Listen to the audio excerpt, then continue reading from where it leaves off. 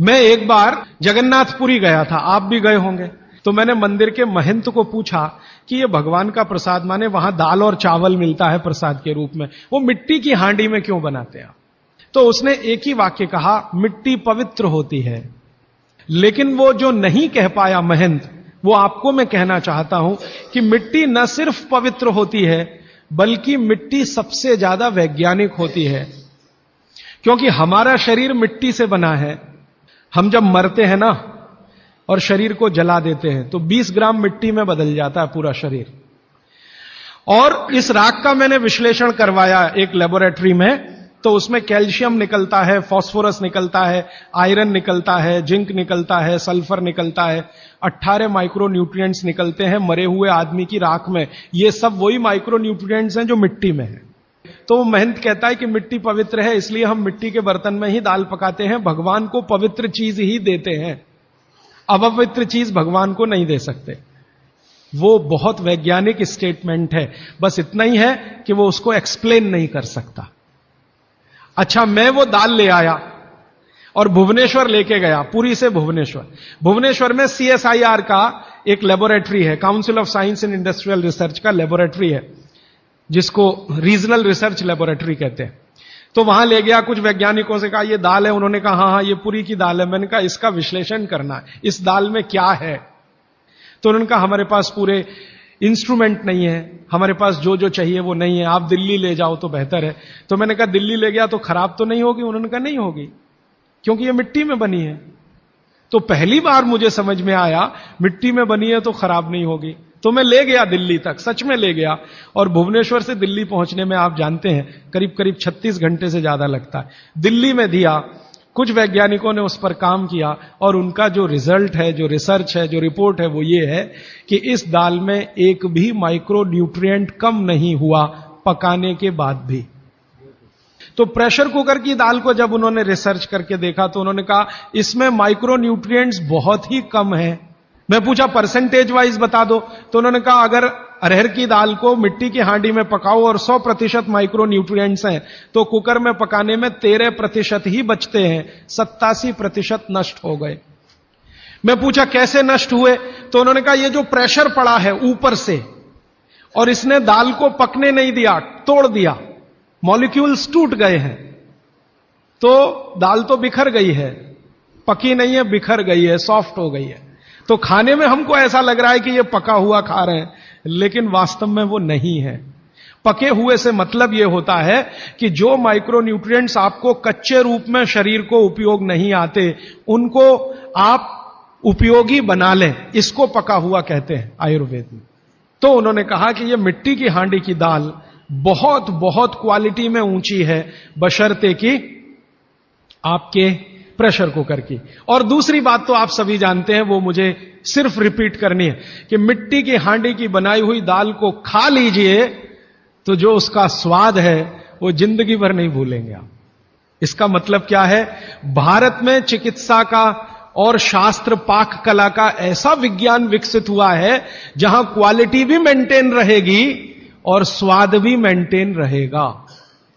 तब मैंने गांव गांव घूमता रहता हूं तो पूछना शुरू किया, तो बोलते हैं लोग कि ज्यादा नहीं, 30-40 साल पहले सब घर में मिट्टी की हांडी की दाल थी।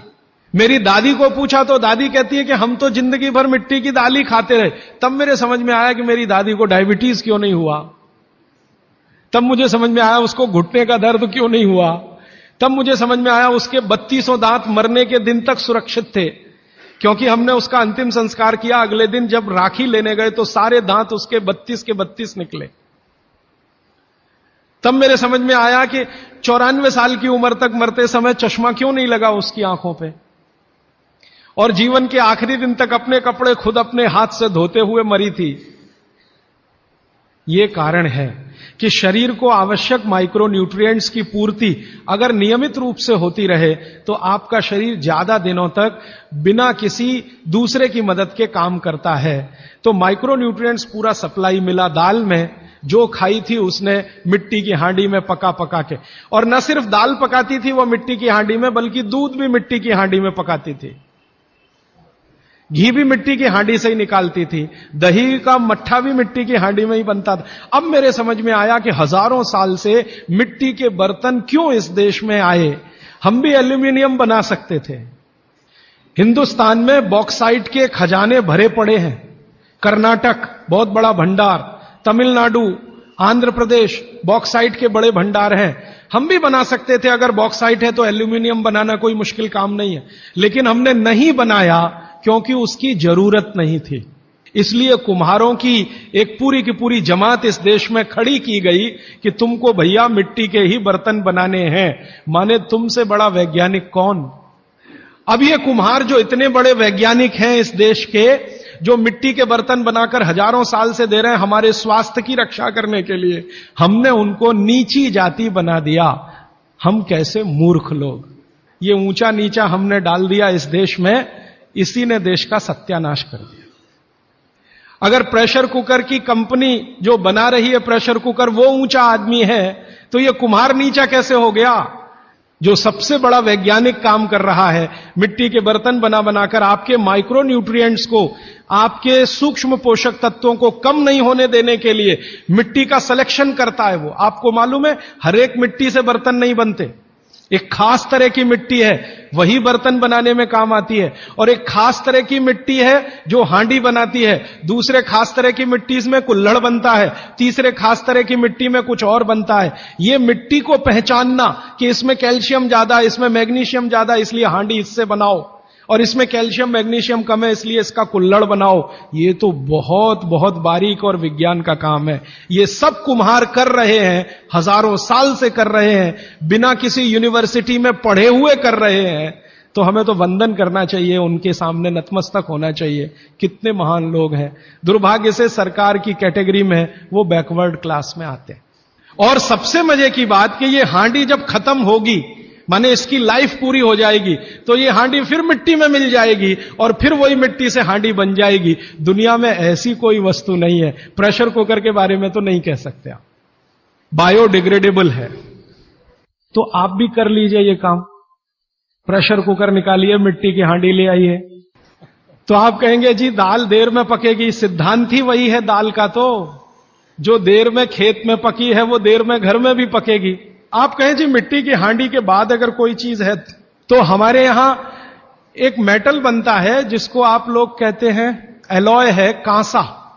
तीसरा सबसे अच्छा माना जाता है पीतल। अब ये कांसे और पीतल में भी हमने काम कर लिया कि अरहर की दाल को कांसे के बर्तन में पकाएं तो उसके सिर्फ 3% माइक्रो न्यूट्रिएंट कम होते हैं, 97% मेंटेन रहते हैं। पीतल के भगोने में पकाएं तो 7% कम होते हैं, 93% बचे रहते हैं। लेकिन प्रेशर कुकर में बनाएं तो सिर्फ 7% बचते हैं, बाकी खत्म होते हैं। अब आप तय कर लीजिए, आपको लाइफ में क्वालिटी चाहिए तो आपको मिट्टी की हांडी की तरफ ही जाना पड़ेगा, माने भारत की तरफ वापस लौटना पड़ेगा, इंडिया से। अभी हम हैं इंडिया में, जो बनाया अंग्रेजों ने या बना दिया अमरीकियों ने, इस इंडिया से निकल के भारत की यात्रा करनी पड़ेगी। और मैंने पिछले 1-2 वर्षों में ये बातें गांव गांव में कहना शुरू किया है, तो इसका परिणाम पता है क्या, कि कुम्हारों की इज्जत बढ़ गई है गांव में। और मैं मानता हूं कि मेरे व्याख्यान की अगर कोई सार्थकता है तो वो ये कि कुम्हारों की इज्जत इतनी बढ़ जाए कि वो पंडितों के बराबर आ जाएं, क्योंकि वो किसी से नीचे नहीं है, क्योंकि वो किसी से छोटे नहीं है। और मजे की बात कि वो हांडी बना के आपको 20-25 रुपए में ही दे रहे हैं, प्रेशर कुकर तो 250-300 रुपए का है। मैं होम्योपैथी की भी चिकित्सा करता हूं, तो बहुत सारे पेशेंट मुझे फोन करते हैं, राजीव भाई ये। तो मैंने कुछ पेशेंट को खास कर कहा कि देखो भैया, आपको मैं कोई दवा नहीं दूंगा। तो कहने लगे फिर बीमारी कैसे ठीक होगी। मैंने कहा एक ही काम करो, मिट्टी की दाल खाना शुरू करो, मिट्टी की हांडी में रखी हुई दाल खाना शुरू करो। चावल खाना है तो मिट्टी की हांडी का। कहने लगे राजीव भाई कौन करेगा ये सब। मैंने कहा आपकी बीवी करेगी या आप करोगे। अगर जिंदगी चाहिए तो झक मार के आप करोगे, नहीं तो अमेरिका जाओ, कनाडा जाओ, जर्मनी जाओ, लाखों रुपए खर्च करो, फिर भी झक मार के वापस आओ। तो मेरे पास कुछ डायबिटीज के क्रोनिक पेशेंट हैं, बहुत क्रोनिक, जिनका शुगर यूनिट 480 के ऊपर है। ऐसे 100 से ज्यादा पेशेंट, वो 8 से 9 महीना हो गया नियमित रूप से मिट्टी की दाल और मिट्टी का चावल, माने हांडी की दाल और हांडी का चावल, हांडी की खिचड़ी नियमित रूप से खा रहे हैं। और अब तो उन्होंने मिट्टी का तवा भी ले आया अपने घर में रोटी बनाने के लिए। बाजरे की रोटी बहुत अच्छी बनती है इस मिट्टी के तवे पे, तो रोटी भी उसी की खा रहे हैं। 8 महीने के बाद सबका शुगर टेस्ट किया है तो 480 यूनिट वाला अभी 180 यूनिट पे है, बिना किसी मेडिसिन के, बिना किसी इंजेक्शन के, बिना किसी टॉनिक के। और होम्योपैथी की कोई दवा नहीं दी मैंने उनको। कुछ लोगों को ज्यादा परेशान थे, दवा भी दो दवा भी दो, उनको प्लेसिबो दे दिया। प्लेसिबो समझते हैं, खाली गोली, दवा नहीं डाली। तो पेशेंट को लग रहा है कि मैं दवा खा रहा हूं, दवा खा के अच्छा हो रहा हूं। मुझे मालूम है कि वो कोई दवा नहीं है, वो प्लेसिबो है, वो अच्छा हो रहा है उस मिट्टी की दाल खा के, मिट्टी का चावल खा के, मिट्टी की खिचड़ी खा के। रिजल्ट ये है। तब मैंने मान लिया कि बाघभट्ट सच में महान आदमी थे। ये एक सूत्र पूरा होता है, 8:30 का समय हो गया है। आगे कल दूसरा सूत्र, तीसरा, ऐसे कर करके जो सबसे जरूरी 15 है वो पहले बताऊंगा और उसके आगे बढ़